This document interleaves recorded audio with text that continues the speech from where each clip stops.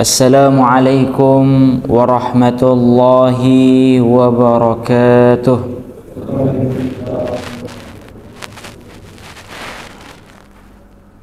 Alhamdulillahilladzi bini'matihi tatimmus shalihat. Alhamdulillahi hamdan katsiran tayyiban mubarakan fih. Nahmaduhu subhanahu wa nashkuruhu wa min kulli dhanbin nastaghfiruh. Wa nashhadu an la ilaha illallah wahdahu la sharika lah. Wa nashhadu anna Muhammadan abduhu wa rasuluh. Subhanaka la ilma lana illa ma 'allamtana innaka antal alimul hakim. Allahumma anfa'na bima 'allamtana wa 'allimna ma yanfa'una wa zidna 'ilman tanfa'una bihi ya rabbal alamin. Allahumma ati nufusana taqwaha wa zakkiha wa anta khairu man zakkaha anta waliyuha wa maulaha ya rabbal alamin. Bapak Ibu sekalian, jamaah salat subuh Masjid Al-Husna yang semoga dimuliakan Allah. Alhamdulillah, bersyukur kita kepada Allah atas segala limpahan nikmat yang Allah karuniakan kepada kita semua, di mana tugas kita sebagai seorang mukmin adalah bagaimana upaya kita untuk mempergunakan, memaksimalkan setiap potensi-potensi yang Allah berikan kepada kita, yang bentuknya itu adalah nikmat-nikmat dari Allah, di mana seluruh kenikmatan yang Allah berikan kepada kita itu pada dasarnya potensi-potensi yang Allah berikan kepada kita. Maka kita sebagai seorang mukmin hendaknya bisa memaksimalkan setiap potensi, setiap kenikmatan yang Allah titipkan kepada kita. Maka beruntunglah orang yang bisa memaksimalkan segala potensi kenikmatan yang Allah berikan kepada dirinya, dan merugilah orang yang gagal, tidak mau, enggan untuk memanfaatkan, memaksimalkan setiap potensi nikmat yang Allah berikan kepada kita. Semoga kita yang hadir di Masjid Allah Subhanahu wa Ta'ala ini digolongkan oleh Allah Subhanahu wa Ta'ala ke dalam golongan orang-orang yang bersyukur, yaitu mereka yang mampu memanfaatkan setiap potensi dan nikmat yang Allah berikan kepada kita semua. Jamaah yang dimuliakan Allah, insya Allah dalam kesempatan kali ini kita akan mengkaji satu tema, yaitu prinsip seorang muslim. Prinsip seorang muslim.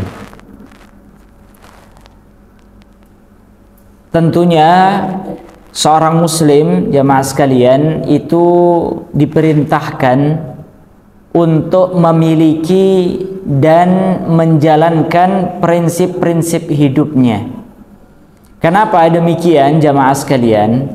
Karena seorang muslim itu diperintahkan untuk memiliki. Jangan sampai seorang muslim gak punya prinsip dalam hidupnya, ya. Jangan sampai seorang muslim tidak punya prinsip dalam hidupnya. Kerjaannya hanya ikut-ikutan saja, Pak, ya. Kalau orang buat baik, dia ikut baik. Kalau orang buat buruk, dia ikut buruk. Gak punya prinsip, pelin-pelan. Ini nggak boleh bagi seorang mukmin, karena kata Nabi Shallallahu Alaihi Wasallam, la takunu imma'atan. Bapak Ibu perhatikan sabda Rasulullah. Rasulullah menasihatkan kepada kita semua, la takunu imma'atan. Ini kita dibimbing oleh Rasulullah untuk menjadi pribadi muslim yang memiliki prinsip.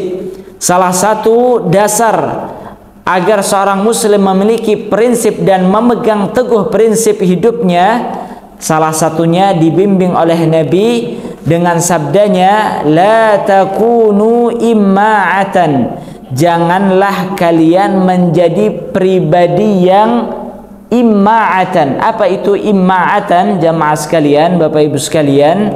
Pribadi yang pelin-pelan, ya, pribadi yang pelin-pelan, pribadi yang suka berubah-ubah.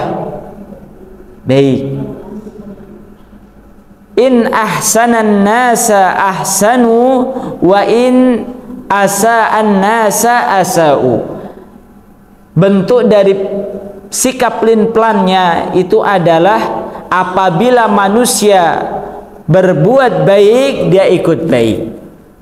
Tapi kalau manusia berbuat buruk, dia pun ikut berbuat buruk. Ini pelin-pelan jamaah sekalian, ya.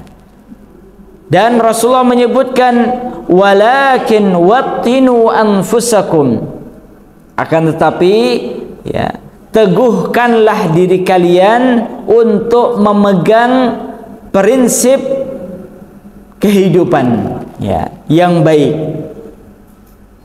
In ahsanan nasa ahsanu, apabila manusia berbuat baik, maka mereka berbuat baik.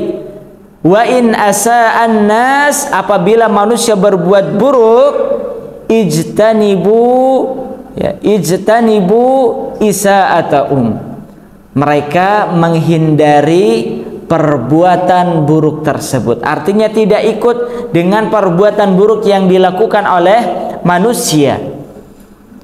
Ini adalah menunjukkan perintah dari Nabi Shallallahu Alaihi Wasallam untuk menjadi pribadi muslim yang memiliki prinsip dan memegang teguh prinsip tersebut. Tidak pelin-pelan, tidak suka berubah-ubah sesuai dengan kondisi ataupun orang yang ada, ya. Baik, jamaah yang dimuliakan Allah, ini hadis Nabi Shallallahu Alaihi Wasallam yang mengajarkan kepada kita semua dalam kehidupan ini, maka di sana terdapat prinsip-prinsip yang harus kita miliki dan harus kita pegang. Terlebih kita sebagai seorang muslim, ya, prinsip-prinsip hidup yang harus kita pegang itu adalah yang diajarkan oleh Rasulullah Shallallahu Alaihi Wasallam. Ya, pokok-pokok ajaran Islam, baik dalam masalah akidah, ibadah, akhlak, maka di sana pasti Rasulullah mengajarkan kepada kita semua tentang hal-hal pokok, hal-hal prinsip yang tidak boleh ditawar. Maka itu yang harus kita pegang jamaah sekalian, ya. Akidah kita di sana ada hal-hal pokok yang harus kita pegang dan tidak boleh berubah-ubah, ya. Meskipun seluruh manusia berubah, ya, seluruh manusia berubah, maka kita tidak boleh berubah. Itu prinsip, ya. Ada prinsip dalam masalah akidah yang harus kita pegang, ada prinsip dalam masalah ibadah yang harus kita pegang, ada prinsip dalam masalah akhlak yang harus kita pegang. Maka ini bersama-sama, ya, kita harus memiliki dan menjaganya. Maka oleh karena itu jamaah sekalian, saya mengambil beberapa poin-poin prinsip kehidupan seorang muslim, ya, prinsip yang harus dipegang seorang muslim dalam kehidupannya dari kumpulan-kumpulan nasihat yang ditulis oleh Ustadz Aminur Ba'ith, di mana beliau menulis satu buku kecil yaitu Prinsip Hidupku. Ini beliau mengumpulkan beberapa prinsip-prinsip dalam kehidupan seorang muslim, dan ini yang bersama-sama akan kita kaji dan semoga bisa menguatkan prinsip kehidupan kita dalam akidah, ibadah maupun akhlak. Jamaah yang dimuliakan Allah, yang pertama kita bahas salah satu prinsip yang beliau tuliskan, yaitu adalah selalu menjaga niat yang baik, ya. Salah satu prinsip dalam kehidupan kita yaitu adalah selalu menjaga niat yang baik. Baik, jamaah yang dimuliakan Allah, pembahasan masalah niat ini para ulama banyak memberikan perhatian kepadanya. Di antara bentuk perhatian para ulama terhadap masalah niat ini, ya, terutama para ulama yang menulis buku, ya, maka banyak di antara mereka yang memulai buku mereka itu dengan pembahasan masalah niat. Ya. Contohnya, kalau kita lihat di dalam hadis Arba'in, ya, hadis Arba'in An-Nawawiyah, Imam An-Nawawi ketika menulis 40 hadis pokok, ya, dalam ajaran Islam ini, pokok-pokok ajaran Islam itu setelah Imam An-Nawawi belajar sekian lama, ya, setelah beliau belajar sekian lama dalam masalah akidah, ibadah, akhlak, maka beliau mengumpulkan dari sekian banyak hadis yang beliau hafal, ya, dari sekian banyak hadis yang beliau pelajari. Setelah sekian lama beliau belajar, maka beliau berhasil mengumpulkan, ya, meringkas dari seluruh hadis-hadis yang beliau hafal, yang beliau telah pelajari, maka beliau mengumpulkan 40 hadis yang menjadi pokok, ya, dari seluruh ajaran-ajaran Islam. Ya, jadi Imam An-Nawawi, bapak-bapak di rumahnya sudah punya kitab hadis Arba'in An-Nawawiyah? Sudah punya belum, bapak-bapak? Wah, saya belum pernah lihat bukunya Ustadz, belum pernah baca. Wah, ini harus kita miliki, ya. Ibu-ibu juga demikian. Ya, kalau sudah ada Ustadz yang pernah membahas, alhamdulillah, ya.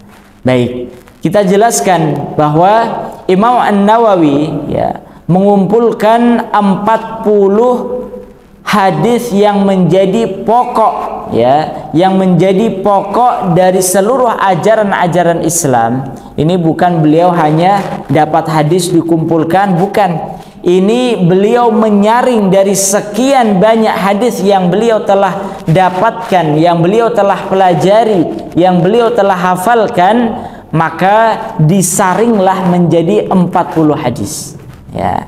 Nah, perhatikan hadis yang pertama itu hadis tentang apa, Bapak Ibu sekalian? Hadis tentang apa? Tentang niat. Ya, beliau menyebutkan innamal a'malu binniyah. Ya, sesungguhnya seluruh amalan manusia itu tergantung pada niatnya. Ya. Dan masih banyak lagi para ulama yang ketika tadi mengawali penulisan buku, menyusun sebuah kitab, maka mereka terlebih dahulu mencantumkan masalah niat. Mengapa jamaah sekalian? Karena masalah niat ini, ya, ketika seseorang itu bisa menjaga, memiliki niat yang baik, ya, dan senantiasa menjaga niat yang baik, maka itu akan menjadikan hidup seorang muslim itu menjadi terarah. Jadi kalau seseorang itu punya niat yang baik, Bapak Ibu sekalian, ya, maka itulah yang akan menjadikan hidupnya itu terarah. Bayangkan dan bedakan ketika seseorang itu tidak punya niat yang baik. Contoh niat yang baik dalam kehidupan seseorang adalah saya hidup ini, ya, niat saya ibadah sama Allah, mengikuti petunjuk Rasulullah Sallallahu Alaihi Wasallam. Niat saya dalam ibadah ini menjalankan perintah Allah, menjauhi larangannya. Niat baik atau bukan, bapak-bapak sekalian, bapak ibu sekalian? Niat yang baik. Coba perhatikan, kalau seseorang niatnya dalam hidup ini sudah jelas, ya, yaitu ibadah sama Allah, mengikuti petunjuk Rasulullah. Niatnya adalah menjalankan segala perintah Allah, menjauhi segala larangannya. Maka ini yang akan membuat hidupnya itu terarah. Ketika dia hendak belok, dia ingat kembali niatnya. Oh, ternyata saya mau belok dari niat baik saya, nggak jadi. Lurus lagi, Pak. Ya. Dia ingin bermaksiat, oh ini akan menjauhkan saya dari niat baik utama saya, niat baik awal saya. Maka dia akan maka ketika seseorang punya niat yang baik, maka hidupnya itu akan terarah. Tapi kalau seseorang dalam hidupnya, ya, ditanya apa tujuan hidupmu, apa niat hidupmu, saya bingung, saya ini juga mau apa di dunia ini. Ada nggak orang yang seperti itu, Pak? Ya, ada banyak anak-anak muda sekarang ditanya tujuan hidupnya itu mau ngapain, bingung, Pak. Ya, saya nggak tahu tujuan hidup saya itu mau ngapain, saya bingung. Itu banyak sekali anak-anak muda, ya, terutama anak-anak muda ataupun mereka yang sudah dewasa, ketika ditanya tujuan hidupnya itu mereka nggak bisa menjawab, ya, nggak bisa menjawab, ya. Sehingga apa? Maka kehidupannya tidak terarah. Dia akan ditarik kanan kiri oleh syaitan. Dia akan diarahkan oleh hawa nafsunya, ya, sehingga dia hidup sebagaimana hewan, ya, sebagaimana hewan. Makanya Allah menyebutkan orang-orang yang tidak punya arah tujuan hidup, niat yang baik dalam kehidupannya, itu seperti orang-orang kafir yang mereka Allah sebut sebagai ulaika kal an'am. Mereka itu adalah seperti hewan ternak, ya, hewan ternak. Makan, ya, tujuannya hanya makan, minum, senang-senang, melampiaskan hawa nafsunya. Apa bedanya dengan hewan? Baik, maka sekali lagi jemaah sekalian, seorang muslim hendaknya memiliki niat yang baik dan senantiasa menjaga niat baik tersebut, ya. Karena apa? Dengan itu akan membuat hidupnya terarah dalam kebaikan. Dan, ya, bagi seorang mukmin, ya, bagi seorang mukmin, niat yang baik itu, ya, niat yang baik itu bisa memberikan pengaruh kuat, ya, bisa memberikan pengaruh kuat dalam kehidupannya dibanding amalannya sendiri, Pak. Ya. Jadi kalau kita punya niat yang baik, pengaruh dari niat yang baik dalam kehidupan kita itu pengaruhnya jauh lebih besar dibanding amalan kita, ya, dibanding amalan kita. Makanya terdapat di dalam hadis riwayat Imam At-Tabrani, ya, meskipun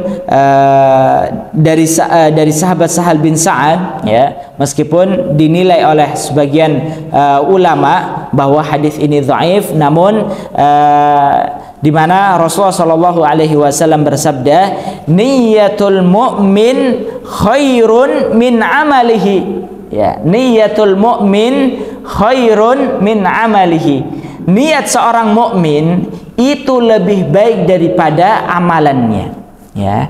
Maksudnya apa, jamaah sekalian? Ya.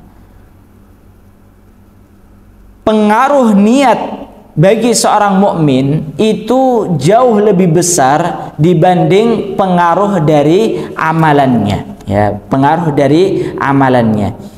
Karena ini tentunya, ya, tentunya meskipun hadis ini dhaif, jamaah sekalian, namun secara makna itu bisa dibenarkan dan didukung oleh hadis-hadis yang lainnya, ya, hadis-hadis yang lainnya. Karena para ulama menyebutkan ketika niat seseorang itu baik, kemudian ketika tidak jadi dilaksanakan, maka itu akan tetap bernilai pahala. kita sudah meniatkan yang baik, kemudian tidak jadi kita laksanakan karena satu dan lain hal, ya, adanya hambatan, rintangan, maka itu akan membuahkan niat, membuahkan pahala. Tapi sebaliknya, amalan yang baik, ya, amalan yang baik yang kita kerjakan, tapi kalau tidak ada niat yang baik, maka itu tidak bisa berbuah pahala. Ya, contohnya jamaah sekalian, ya, nanti akan kita berikan contohnya. Sederhananya saja, ya, sederhananya kita, ya, berniat untuk sholat, ya, berniat untuk sholat subuh. Kemudian kita kesiangan bangunnya, padahal kita tadi malam sudah berniat, saya berniat bertekad untuk bangun sebelum subuh untuk sholat subuh. Tapi qadarullah, karena kecapean akhirnya kesiangan. Bangunnya jam 12 zuhur, ya. Ada nggak seperti itu, Ibu? Ya. Ya. Baik. Ya, nggak mesti jam 12 lah, mungkin jam 7 atau jam 8, ya. Baik. Tapi dia sudah punya niat yang baik, maka dia dapat pahala, Pak. Ya, maka dia dapat pahala. Tapi kalau ada orang yang sholat subuh tanpa diniatkan dengan niat yang baik, niatnya rusak, ya.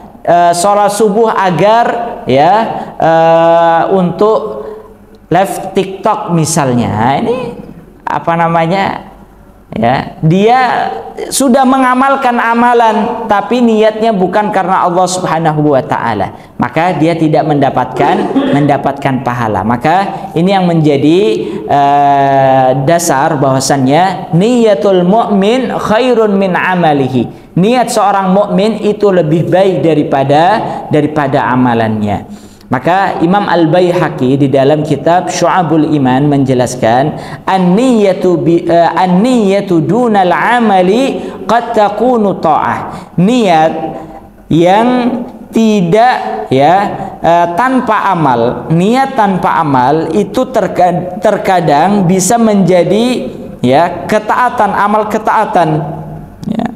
Sebagaimana hadis Nabi, man hamma bi hasanatin falam ya'malha kutibat lahu hasanah. Barang siapa yang berniat dengan melakukan satu amal kebaikan, kemudian dia tidak jadi melaksanakannya, ya, tidak jadi melaksanakannya, maka dia akan diberikan pahala satu kebaikan. Dan para ulama menyebutkan waqalu wal amalu biduni niyyati la takunu ta'ah. Sedangkan amalan tanpa didasari niat, maka itu tidak bisa bernilai ibadah, ya, karena syarat, ya, syarat amalan itu diterima. Kita wudhu harus pakai niat, kita sholat harus pakai niat, kita melakukan amalan ibadah, ya, amalan ibadah, maka seluruhnya harus disertai dengan niat. Baik, ada beberapa contoh Bapak Ibu sekalian, ya, beberapa contoh yang menunjukkan bahwasannya niat yang baik, ya, niat yang baik itu ketika tidak jadi diamalkan itu bisa bernilai ibadah, ya. Contohnya adalah hadis Nabi Shallallahu Alaihi Wasallam di dalam riwayat Imam An-Nasai. Rasulullah bersabda, man ata firashahu wa huwa yanwi an yakuma yusalli minal lail. Barang siapa yang ketika dia hendak tidur, kemudian sebelum dia tidur dia meniatkan untuk sholat malam, ya. Bapak Ibu sebelum tidur meniatkan, ya, nanti sepertiga malam terakhir saya mau sholat malam. Sudah diniatkan. Sering niat seperti itu enggak Bapak Ibu sekalian? Hah? Atau justru kebalikannya, ya? Baik. Ini penting, ya, kalau kita meniatkan sebelum kita tidur, hendaknya kita memiliki niat ini. Terus bagaimana caranya? Kalau kita sering niat tapi kok kebablasan terus, ya, kesiangan terus, ya, maka caranya bisa menggunakan kalau tidak salah apa yang diamalkan oleh sahabat Abu Bakar, ya. Jadi kalau kita khawatir, ya, kita tidak bisa bangun malam, maka kita sholat witir sebelum tidur. Ini terutama yang jenis ataupun tipe tidurnya itu apa, Pak? Ya, tipe tidurnya kebo, ya, ya. Sering kebablasan lah, ya, sering kebablasan, maka jangan niat terus, ya, jangan niat terus, maka sebelum tidur kita sholat witir, ya, kita sholat witir. Ketika Allah memudahkan kita untuk bangun malam, maka kita tinggal sholat malamnya tanpa harus witir lagi, karena kita sudah witir sebelum tidur sebagai bentuk penjagaan kita, ya, sebagai bentuk penjagaan kita. Baik. Maka Rasulullah menyebutkan barang siapa yang hendak tidur kemudian dia meniatkan untuk bangun sholat malam, faghalabathu ainahu, kemudian dia ketiduran sampai subuh, ya, ketiduran sampai subuh. Ini catatannya, kejadiannya ini sesekali saja, Pak, enggak setiap malam, ya. Kalau setiap kejadiannya setiap malam, ini bukan ketiduran tapi kebiasaan, ya, kebiasaan, bukan sesekali, ya, bukan sesekali. Ini hadis ini menjelaskan tentang keadaan yang sesekali saja terjadi. Faghalabathu ainahu, kemudian dia ketiduran hatta asbaha, hingga subuh, kutibat lahu ma nawa, maka dia tercatat mendapatkan pahala dari apa yang dia niatkan. Wa kana naumuhu shadaqatan alaihi min rabbih azza wa jalla, dan tidurnya itu merupakan sedekah dari Allah Subhanahu wa taala. Coba, Pak, kita sudah dapat pahala, kemudian tidur yang kebablasan itu tadi dihitung sebagai sedekah yang Allah berikan kepada kita, ya. Tapi sekali lagi catatannya, ini terjadinya sesekali, bukan setiap hari. Kalau setiap hari itu bukan sesekali, tapi doyan namanya, Pak, ya. Baik, ini menjadi contoh yang pertama, ya. Contoh yang pertama bahwasanya ketika seseorang meniatkan niat yang baik, kemudian dia terhalang untuk melakukan amal tersebut, maka dia tetap mendapatkan pahala dari niat baiknya tersebut, ya. Baik. Kemudian ada contoh kedua, yaitu adalah hal ini terjadi di perang Tabuk, ya, di zaman Rasulullah dalam perang Tabuk. Ada beberapa sahabat yang mereka tidak bisa ikut perang Tabuk bersama Rasulullah. Karena apa? Mereka sakit, ya, mereka sakit. Dan dalam beberapa peperangan, contohnya kalau tidak salah perang Badar, kalau tidak salah, ya, sahabat Utsman bin Affan itu tidak ikut perang, atau atau dalam peperangan yang lainnya, nanti bisa kita lihat lagi. Sahabat Utsman bin Affan itu tidak ikut perang. Karena apa? Karena harus menemani istri beliau, ya, putri Rasulullah yang dalam keadaan sakit, ya. Kalau sahabat Utsman bin Affan ditanya, ya, apakah beliau ingin ikut berperang? Ingin ikut berperang, tapi karena kondisi yang mengharuskan beliau menemani istri beliau, maka sehingga beliau tidak bisa ikut berperang. Maka dalam perang Tabuk Rasulullah pernah bersabda, inna bil madinati rijalan ma sirtum masiran wala qata'tum wadiyan illa kanu ma'akum habasahum maradul, ya, habasahumul marad. Baik, sesungguhnya saat Rasulullah sedang perjalanan menuju Tabuk, ya, menuju Tabuk, mereka melewati lembah, pegunungan dan seterusnya. Rasulullah bersabda kepada para sahabatnya, sesungguhnya di Madinah itu ada para laki-laki, ya, para lelaki, para sahabat kalian, yang mana tidaklah kalian jalan menyisiri satu jalan, ya, kemudian melewati satu lembah. Ya, artinya tidaklah kalian berjalan berperang di jalan Allah ini, melainkan mereka yang ada di Madinah itu yang tidak ikut bersama kita berjalan pada peperangan ini, melainkan mereka bersama-sama kita dalam pahalanya. Artinya sebagaimana kita mendapat pahala, maka mereka juga mendapat pahala. Coba bayangkan, Pak, mereka tidak ikut berperang tapi dapat pahalanya orang yang berperang. Karena apa? Dikarenakan mereka terhalangi karena sakit, ya, terhalangi karena sakit. Baik, jamaah yang dimuliakan Allah, ini sekali lagi menjadi contoh yang kedua, seseorang yang telah berniat melakukan satu amalan, ya, kemudian, ya, karena adanya halangan, ya, maka dia tidak jadi melakukan amalan tersebut, dan dia mendapatkan pahala daripada apa yang telah dia niatkan itu.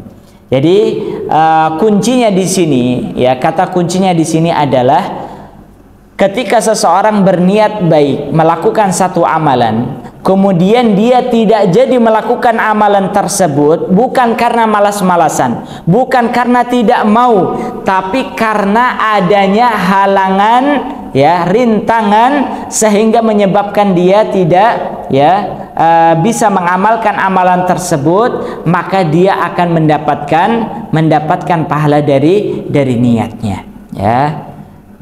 Hal ini jangan sampai disalahartikan, Bapak Ibu sekalian. Oh, kalau gitu saya niat sajalah, ya, saya niat ini, saya niat mau sholat subuh, saya niat mau apa, dan lain sebagainya, cuma niat saja, tapi tidak dibarengi dengan usaha, ya, tidak dibarengi dengan usaha, kemudian dia berharap pahala dari Allah. Ini enggak benar, ya. Jadi seseorang akan mendapatkan pahala dari niat yang baiknya, ya, meskipun dia tidak mengamalkannya ketika dia sudah berusaha dan dia terhalang untuk melakukan amalan tersebut, ya. Baik, jamaah yang dimuliakan Allah. Dan di samping itu juga jamaah sekalian, ya, di samping itu juga niat ini menentukan kualitas amalan seorang hamba, ya. Niat ini menentukan kualitas amalan seorang hamba.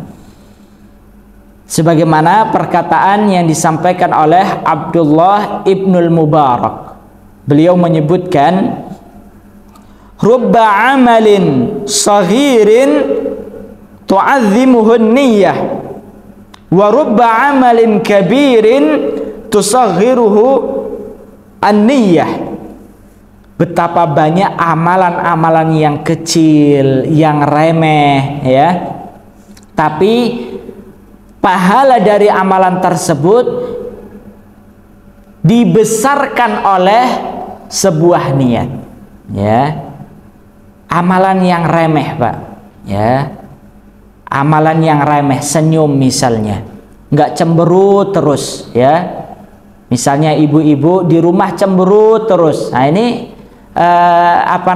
tapi dia meniatkan, oh, dalam hari ini ataupun mulai hari ini saya akan di rumah akan ceria, ya, akan senyum terus, ya. Maka ini kalau diniatkan untuk membahagiakan suaminya, maka ini akan ya pahalanya sangat besar sekali. Betul nggak Ibu?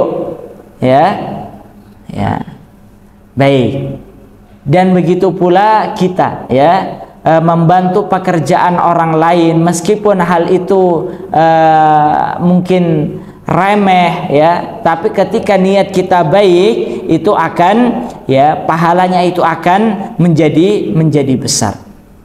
Sebaliknya ya, sebaliknya warubba amalin kabirin tusaghiruhu niyah, betapa banyak amalan yang besar ya, amalan yang besar, amalan berupa dakwah, amalan berupa berjihad di jalan Allah, amalan berupa infak, sedekah, mengeluarkan harta. Ini termasuk amalan-amalan yang besar Bapak Ibu sekalian. Tapi amalan yang besar ini itu bisa dikecilkan ya, dikecilkan pahalanya, bahkan hilang karena masalah niat ya, karena masalah niat. Sangat disayangkan sekali ketika kita sudah beramal yang besar ya, yang tentunya amalan besar ini effortnya juga besar ya. Kita menyampaikan ilmu, berdakwah itu amalan yang besar, amalan yang sulit. Seseorang yang berdakwah itu ya tentunya effort yang dia keluarkan sangat besar sekali. Demikian juga orang berjihad di jalan Allah ya, mengorbankan jiwanya, hartanya ya, dan seluruhnya termasuk juga harta, dia keluarkan hartanya. Ini bukan hal yang remeh, bukan amalan yang ringan, yang kecil. Tapi kalau niatnya salah jamaah sekalian, maka pahalanya itu akan bisa dikecilkan ya, dibuat menjadi kecil, bahkan hilang karena niatnya itu tadi. Maka sekali lagi, niat itu sangat berpengaruh pada kualitas amalan seorang hamba. Oleh karenanya ini yang menunjukkan ya pesan pertama dari beliau penulis kitab, hendaknya kita senantiasa menjaga niat yang baik ya. Hendaknya kita senantiasa menjaga niat yang baik ya, dengan senantiasa meniatkan ya dalam setiap aktivitas kita, setiap waktu kita, setiap hari kita. Upayakan Bapak Ibu sekalian ya, ini sebagai bentuk amalannya, hendaknya dalam setiap hari kita meniatkan apa amalan yang hendak kita lakukan pada hari ini ya. Setelah itu nanti sebelum tidur kita evaluasi apa niat baik yang sejak pagi tadi bangun tidur kita niatkan, dan apa yang sudah kita lakukan dan mana yang belum kita lakukan. Oh ternyata setelah bangun subuh tadi saya niat untuk ya menziarahi ataupun menjenguk teman saya yang sakit. Niat yang baik atau enggak Bapak Ibu sekalian? Niat yang baik. Oh tapi ternyata tidak jadi ya, karena apa ya, karena pas saya mau berangkat ban motor saya bocor misalnya, nggak jadi ya. Atau tadi pagi saya meniatkan untuk ya bermajelis ilmu, niat yang baik ya, tapi ternyata terkendala ini dan itu dan seterusnya. Maka ini sebagai praktek amalannya Bapak Ibu sekalian, hendaknya saat kita bangun tidur ya, setelah kita sholat subuh ya, maka ataupun sebelum sholat subuh, sebelum saat kita qiyamul lail, maka kita meniatkan hari ini saya mau berniat amalan apa ya, dan nanti kita evaluasi sebelum kita tidur.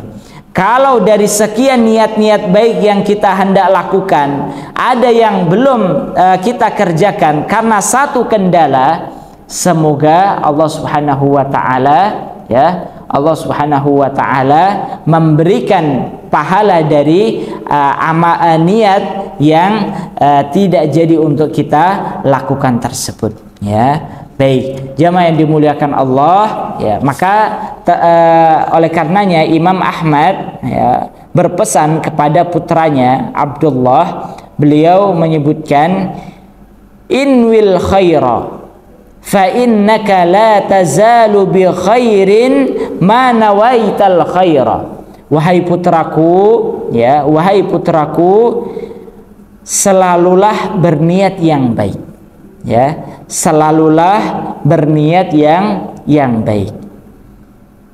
Fa innaka la tazalu bi khairin, karena sesungguhnya engkau akan senantiasa pada jalan kebaikan, ya. Kita akan senantiasa pada jalur kebaikan selama kita memiliki niat yang baik, ya. Selama kita memiliki niat yang baik. Jamaah yang dimuliakan Allah Subhanahu wa taala, ini prinsip hidup yang pertama. Prinsip hidup seorang muslim yang pertama, selalu menjaga niatnya, ya, niat yang baik, ya. Baik, jamaah yang dimuliakan Allah,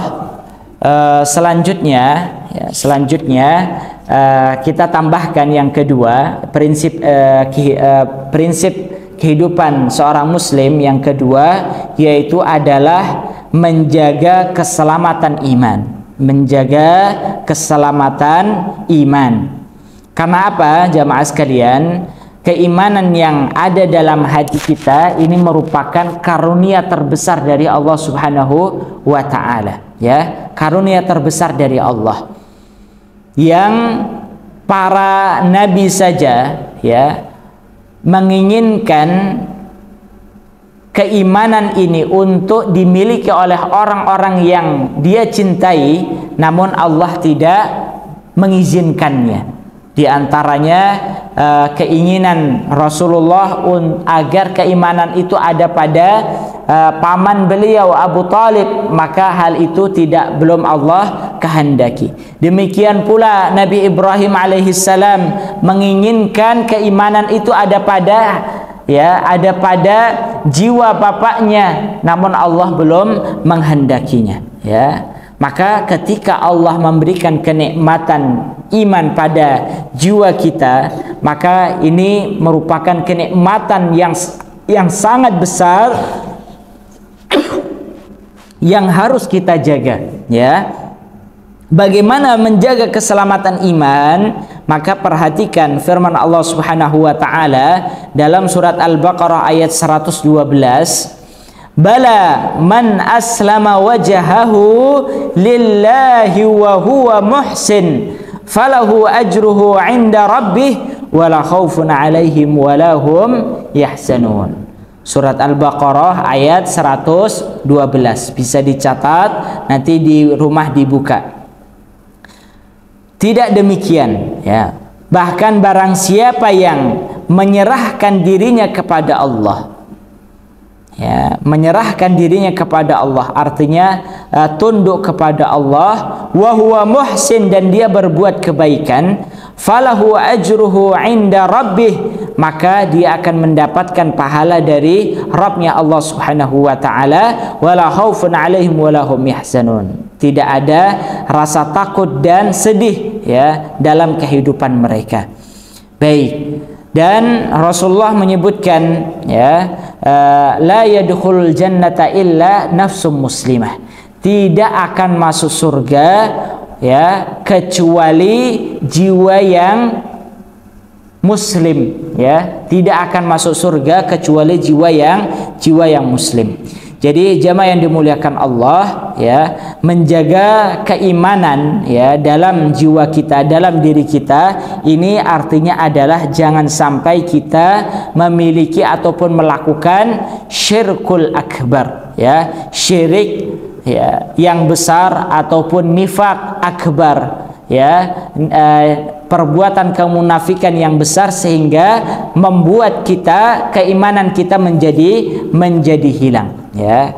Baik, jamaah yang dimuliakan Allah, Karena ibarat, ya, para ulama itu mengibaratkan seperti Rasulullah menyebutkan, bunyal islamu ala khams. Keislaman seseorang itu dibangun atas 5 pondasi.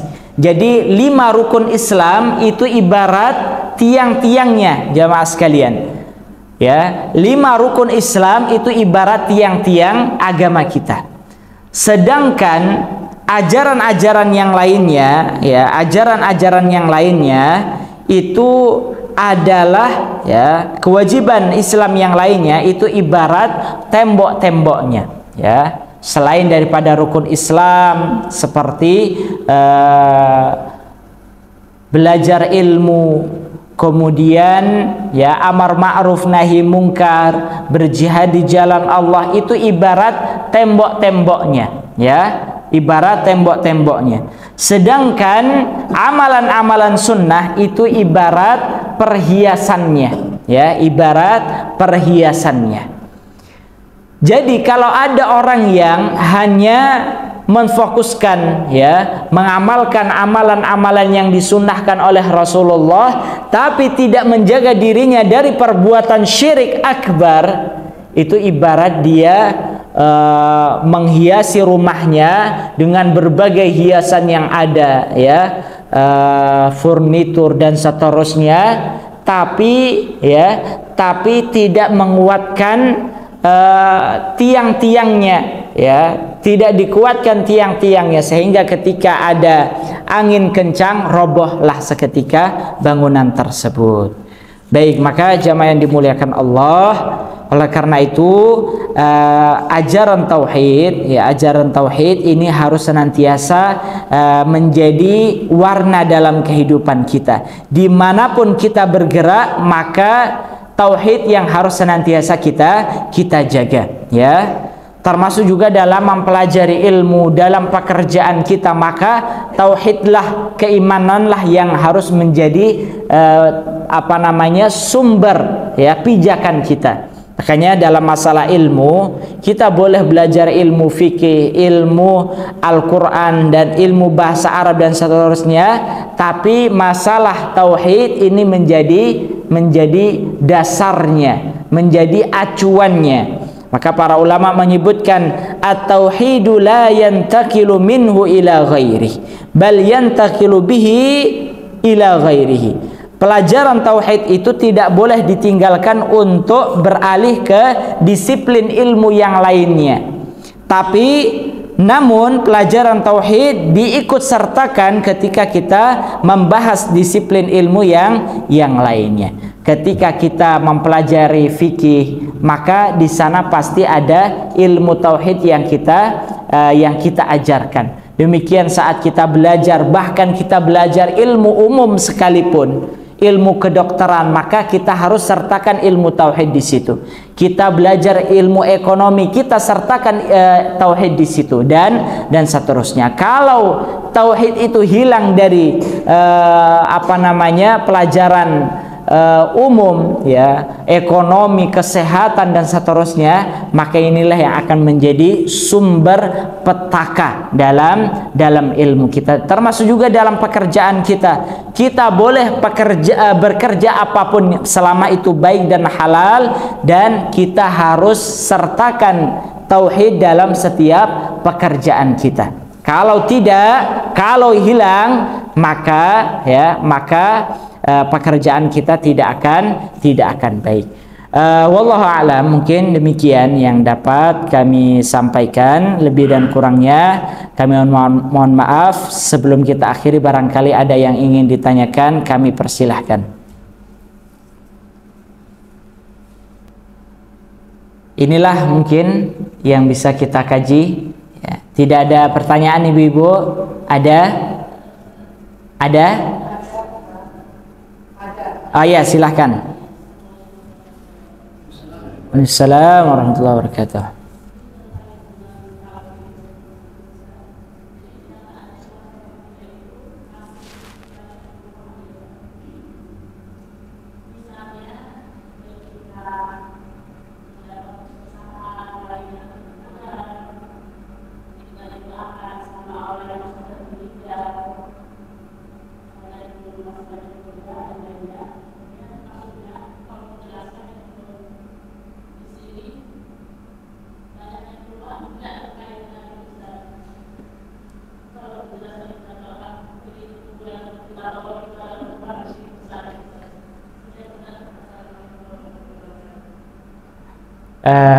Mohon maaf Ibu, suaranya agak kurang terdengar jelas. Ini bagaimana ini caranya ini?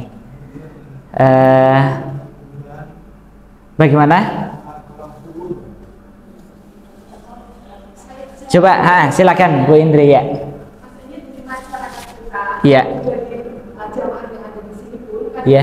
Masih mempercayai datang ke kuburan untuk meminta sesuatu ke ahli kubur itu, minta tolong, ya. Minta tolong ke kuburan. Ya, baik. Baik, jemaah sekalian, yang pertama, tidaklah Rasulullah menganjurkan kita untuk ziaratul kubur.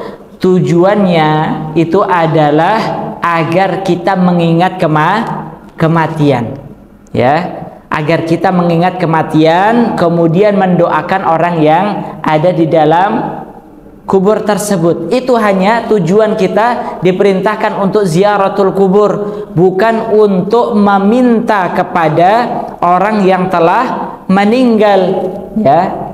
Jadi kalau kita ingin meminta sesuatu, ya, meminta sesuatu, ataupun istilahnya adalah bertawassul, ya.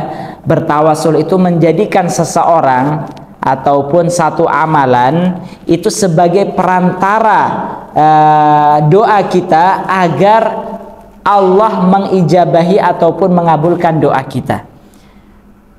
Kalau kita ingin bertawassul, maka caranya yang diperbolehkan, dan ini disepakati, ya, kebolehannya, ya. Yang pertama adalah kita minta doa orang soleh yang masih hidup, ya. Kita minta doa orang soleh yang masih hidup. Orang yang soleh yang hidup banyak nggak Ibu? Banyak nggak? Ya. Orang soleh yang masih hidup banyak sekali. Kita datang ke rumahnya atau saat ketemu di pengajian, Ustadz, Pak Kiai, ya, tolong doakan saya punya permohonan seperti ini. Itu boleh, ya, meminta perantara, ya, doa kita melalui orang soleh, ya. Pak Ustadz, tolong doakan saya, hajat saya seperti ini. Maka orang soleh tersebut mendoakan, ya. Orang yang kita lihat zahirnya adalah orang yang soleh, ya. Orang yang secara zahir dia adalah orang yang soleh, kita minta doanya. Itu yang pertama. Kemudian yang kedua, ya, berdoa dengan amalan soleh kita. Contohnya, ya, kita pernah melakukan satu amalan soleh, kita cari amalan soleh yang pernah kita lakukan dan itu kita perkirakan adalah amal yang paling ikhlas, ya, amalan yang paling ikhlas. Contohnya misalnya kita sudah merutinkan puasa Senin Kamis kita, ya, atau kita berbakti, amalan berbakti kita kepada orang tua. Ini pilih amalan yang kira-kira kita unggulkan. Maka caranya, ya Allah, aku telah mengamalkan amalan ini secara rutin. Ya Allah, aku menjaga dan merawat orang tuaku dalam keadaan dia sudah sepuh dan saat ini aku memiliki hajat. Ya Allah, aku dengan perantara amalan solehku ini kabulkanlah doaku.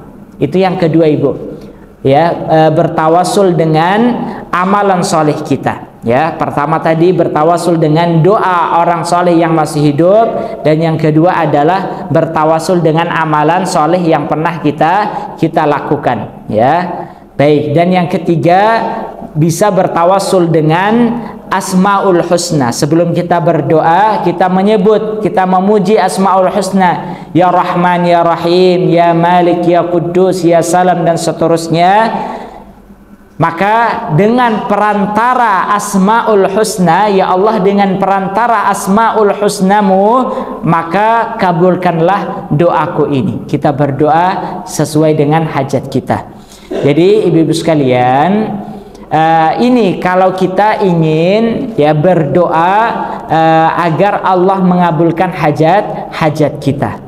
Adapun terhadap orang yang telah meninggal, ya meskipun sebagian mengatakan bahwasannya orang yang meninggal itu bisa mengabulkan doa dan seterusnya, ataupun bertawasul dengan orang yang telah meninggal itu diperbolehkan, maka ini masih dalam perselisihan para ulama. Kita ambil yang disepakati saja, itu sudah cukup dan selamat untuk keimanan kita. Seperti itu Ibu, ya.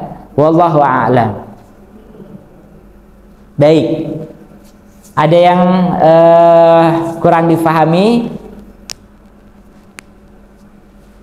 Ya, cukup. Bapak-bapaknya ada? Cukup. Ya. Ayah.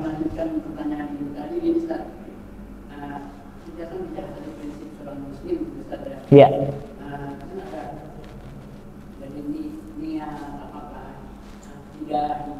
Ya. Itu realitanya kan ternyata prinsipnya berbeda gitu loh, Ustaz. Misalkan kayak contoh tadi ziarah kubur tadi kan ada.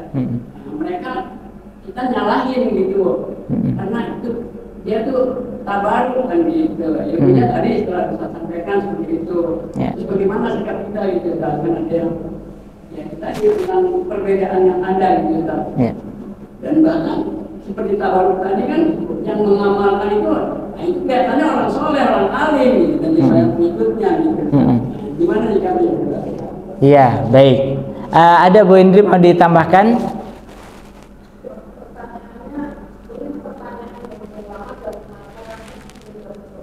Iya. Iya. Iya. Di dalam waktu yang saya terbatas ini, saya belum tahu banyak ilmu ya, maksudnya banyak yang harus pelajari, antara ilmu fikih, bahasa Arab, membaca Al-Quran, dan sebagainya. Sebetulnya atau menghafalkan doa, atau menghafalkan surat-surat Al-Quran. Kalau waktu yang terbatas ini ditambah dengan urusan dunia yang masih perlu diperhatikan juga, ilmu apa sih sebetulnya yang harus saya bawa duluan gitu kan? Yang belajar itu apa dulu?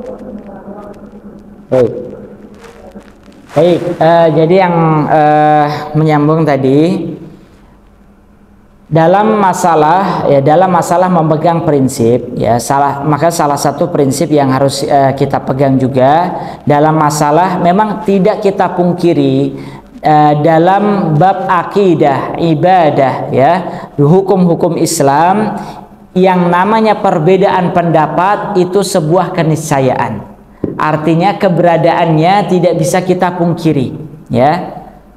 Dan ini sudah terjadi sejak zaman dahulu, ya, sejak zaman dahulu. Makanya dalam fikih ada 4 madhab dan seterusnya. Maka Islam tidak melarang adanya perbedaan pendapat, ya, tidak melarang adanya perbedaan pendapat, termasuk juga dalam masalah akidah, ya. Tidak semua masalah akidah itu sifatnya prinsip. Dalam masalah ibadah ada yang pokok, ada yang cabang. Dalam masalah akidah ada yang pokok, ada yang cabang. Maka terhadap perbedaan-perbedaan dalam masalah yang cabang, maka kita harus berlapang dada. Ini prinsip, ya. Terhadap perbedaan-perbedaan dalam masalah cabang-cabang agama, itu kita harus berlapang dada. Kita boleh mengambil, ini pendapat yang saya ambil, yang saya fahami itu lebih kuat, lebih mendekati kebenaran. Tapi kita tidak bisa menyalahkan orang lain yang berbeda pendapat dengan kita selama itu dalam masalah, ya, cabang-cabang agama. Tapi dalam masalah pokok agama ada juga nggak yang berbeda pendapat? Ada juga, ya. Tidak beriman kepada Allah ini dalam cabang agama, ataupun perbuatan kesyirikan yang jelas-jelas syirik, ya, maka ini juga pokok-pokok agama. bagaimana ya kalau kita menyikapinya ya, sikap kita wajib untuk menyatakan itu adalah salah. Kalau dalam masalah yang cabang kita tidak boleh menyatakan itu salah, tapi kalau pada hal-hal yang pokok maka kita wajib untuk mengatakan itu adalah salah. Kalau ada orang mengatakan semua agama itu benar, ini masalah pokok, kita harus yakinkan, pegang prinsip kita bahwasannya itu adalah ya pemahaman yang keliru misalnya. Ya, maka itu yang harus kita, yang nggak boleh kita memberikan toleransi, ya, memberikan toleransi. Jadi intinya jamaah sekalian, kita sebagai seorang muslim ya, terhadap perbedaan yang ada, sikap kita tadi seperti itu ya, terhadap yang kita sepakati ya, terhadap yang disepakati oleh para ulama, maka kita harus pegang teguh itu ya, dan kalau ada yang menyelisihinya kita harus ingkari ya, kita harus ingkari. Tapi terhadap permasalahan-permasalahan yang sifatnya cabang, maka kita harus saling legowo itu tadi ya, termasuk juga dalam masalah itu biarkan para ulama yang membahas, tapi kalau kita mengambil pendapat kita, saya mengambil pendapat seperti ini. Contohnya dalam masalah tawasul itu tadi ada perbedaan para ulama ya, ada perbedaan para ulama ya, yang kita sepakati adalah kita sepakat bertawasul itu boleh dengan doa orang soleh yang masih hidup. Yang telah meninggal itu yang diperselisihkan. Bagi mereka yang menganggap itu diperbolehkan, silahkan ya, silahkan pertanggungjawabkan nanti di hadapan Allah juga. Sedangkan kita mengambil pendapat kita seperti itu tanpa harus menyalahkan, karena tentunya mereka juga mendatangkan dalil seperti itu, mendatangkan dalil. Seperti itu Pak. Nanti mungkin kita diskusikan lebih lanjut. Baik, kemudian pertanyaan yang kedua, bagaimana kita memanage waktu yang terbatas ini antara mempelajari ilmu agama dengan pekerjaan-pekerjaan harian kita. Poin pertama Bapak Ibu sekalian, dalam menjalankan seluruh aktivitas hidup kita, jangan sampai kita lupa untuk meniatkan seluruh aktivitas kita dalam sehari itu harus bernilai ibadah. Ya, sangat merugi kita kalau kita hanya meniatkan ibadah itu pada ibadah-ibadah mahdhah saja, sholat kita, ya, dan ibadah-ibadah yang lainnya. Seluruh aktivitas kita itu dalam keseharian kita, mengurus rumah tangga, bagi seorang suami mencari nafkah, itu seluruhnya harus diniatkan ibadah. Hingga makan dan tidur kita harus kita niatkan ibadah. Dengan makan saya ini, saya niatkan semoga menjadi penguat saya untuk sholat. Dengan tidur saya ini, saya niatkan untuk agar saya bisa bangun sholat subuh dan seterusnya. Seluruh aktivitas hidup keseharian kita harus kita niatkan ibadah karena Allah. Itu yang pertama. Kemudian yang kedua, bagaimana cara kita mengatur mana yang harus kita prioritaskan, dengan nggak mungkin dong kita harus mempelajari seluruh ilmu agama yang sangat banyak, yang sangat luas, sedangkan masih banyak aktivitas harian yang harus kita lakukan. Maka para ulama menyebutkan ilmu itu Bapak Ibu sekalian ada dua. Ilmu yang wajib bagi seorang muslim untuk mempelajarinya, dan tidak ada alasan bagi dia untuk tidak mengetahuinya. Ilmu wajibnya sholat 5 waktu. Ini ilmu. Kalau ditanya sholat 5 waktu itu hukumnya apa, saya nggak tahu. Ini dia berdosa Pak. Karena apa? Ilmu tentang wajibnya sholat itu adalah ilmu yang nggak boleh, tidak ada alasan bagi seorang muslim tidak mengetahuinya. Maka ilmu itu ada yang wajib untuk dipelajari, ada yang hukumnya sunnah. Maka bagaimana dahulukan ya dahulukan untuk mempelajari ilmu-ilmu yang hukumnya wajib untuk kita pelajari. Contohnya tadi ilmu tentang masalah pokok-pokok akidah ya, pokok-pokok akidah, pokok-pokok ibadah, yaitu yang harus kita pelajari ya. Kalau semuanya sudah ya, maka barulah kita lanjut pada hal-hal yang ilmu yang sifatnya sunnah seperti itu. Dan ilmu ini juga bisa disesuaikan dengan kondisi kita. Misalnya kita ilmu yang mendesak untuk kita pelajari karena kita sebagai pedagang, maka ilmu fikih muamalah lah yang mendesak untuk kita pelajari seperti itu. Jadi selain tadi yang pertama yang kita prioritaskan adalah ilmu yang wajib bagi seorang muslim, yang kedua adalah ilmu prioritas sesuai dengan kebutuhan kondisi kita saat ini. Seperti itu, wallahu a'lam. Baik. Cukup, teman-teman sekalian? Ya. Baik, alhamdulillah demikian yang bisa kita kaji dalam kesempatan kali ini. Semoga bermanfaat untuk kita semua dan kita senantiasa memohon kepada Allah bimbingan, hidayah, taufik, inayahnya sehingga kita bisa senantiasa beribadah kepada Allah hingga akhir hayat kita. Kita akhiri dan sempurnakan majlis kita dengan membaca hamdalah dan doa kafaratul majlis. Alhamdulillahi rabbil alamin. Subhanakallahumma wa bihamdika ashhadu an la ilaha illa anta astaghfiruka wa atubu ilaik. Aqulu qawli hadza wa astaghfirullah li wa lakum. Assalamu alaikum warahmatullahi wabarakatuh.